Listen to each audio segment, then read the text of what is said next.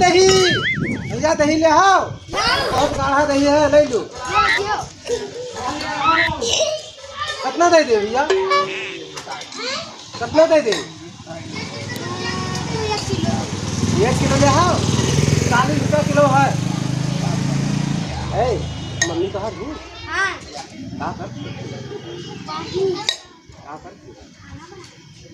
जब बता देंगे आए हैं तभी जैसे। अरे रुको पहले देवर लिया लो।